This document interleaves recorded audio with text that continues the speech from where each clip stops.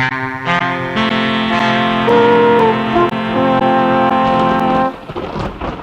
walked very calm. Hot on the trail of the cunning and the ruthless, now on BBC One, Jill Dando.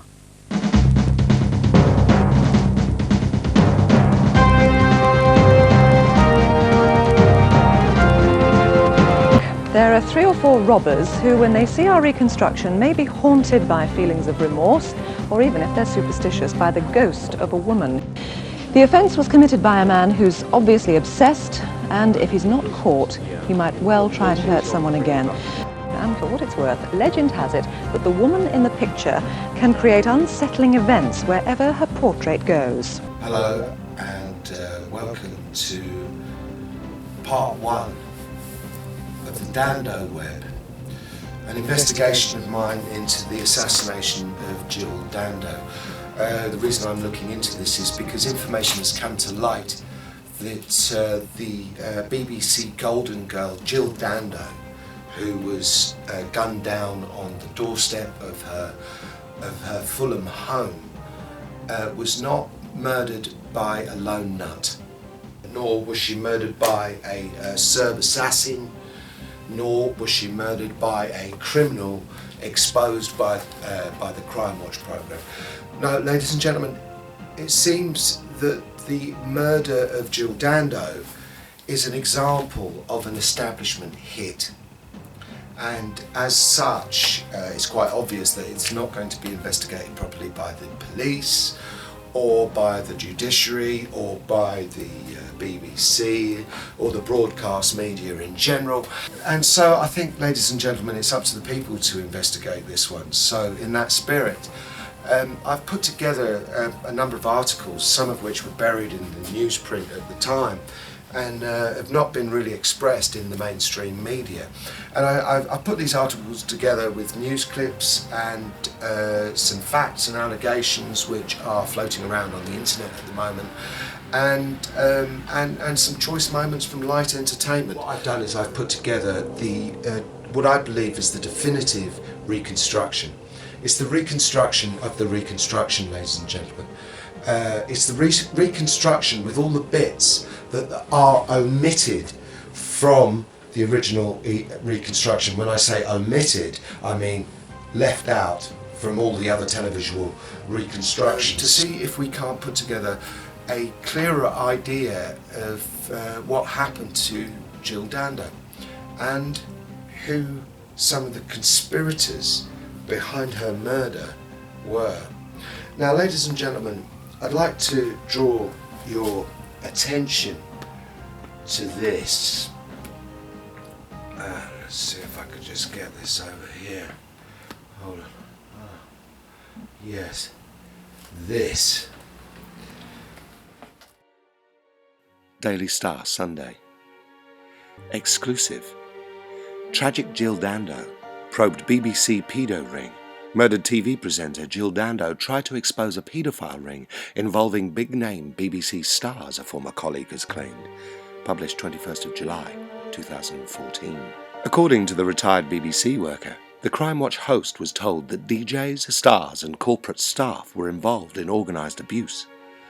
But when she tried to get bosses to investigate the alleged ring and other abuse complaints inside the BBC, no one wanted to know, the former friend said.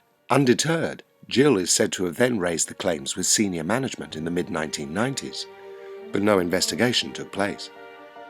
The TV host was shot dead a few years later on the doorstep of her London home. The 37-year-old's murder remains unsolved. Her ex-colleague, who was asked to remain anonymous, said, "I don't recall the names of all the stars now, and I don't really want to implicate anyone, but Jill said that they were surprisingly big names. I think she was quite shocked when told about images of children and that information on how to join this horrible paedophile ring was freely available." Jill said that others had complained to her about sexual matters, and that some fellow female workmates also claimed that they had been groped or assaulted. Nothing had been done, and there seemed to be a policy of turning a blind eye. The source told how female colleagues went to Jill, who was then one of the best-known faces on TV. She said, "I think it was the mid-1990s. Jill was working on almost everything then, including Crime Watch and Holiday. She was seen as a face of the BBC and a magnet for women with problems. She compiled a file of complaints, but was not really an investigative journalist, just a presenter. She passed the information to someone else and they gave it back. No one wanted to know. I do remember she gave a file to senior management. I don't think she heard any more. Other women who complained told Jill that they didn't want to risk their careers by making official statements against individuals, as they would lose their jobs and that bosses seemed to ignore it.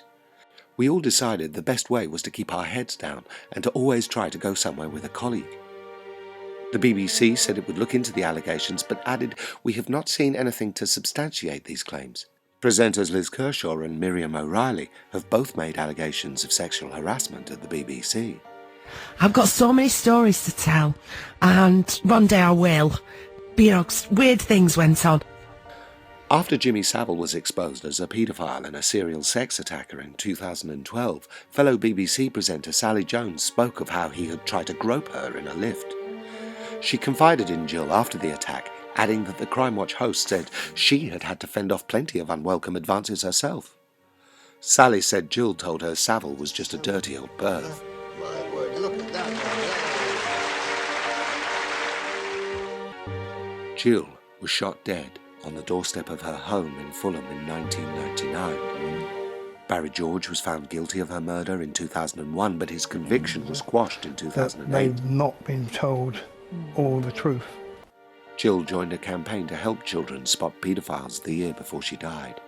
Her private life was often public. Earlier this year, she announced her engagement to a doctor she'd met on a blind date. She'd reached a peak in her personal as in her professional life. Her career was always successful, her private life less so. But after several Mr. Wrongs, she'd found Mr. Right, a gynecologist, Alan Farthing. They were getting married in the autumn. She announced her engagement in February. Her fiancé, Dr. Alan Farthing, this evening said he was unable to comprehend what had happened. The police had called him out of his clinic this afternoon to identify her body. Jill Dando's natural vitality in front of the camera, her popularity and her professional stature was such that she'd been chosen to present the BBC's worldwide Millennium coverage. Now, the TV industry and TV viewers are mourning the woman seen as one of the faces of the BBC.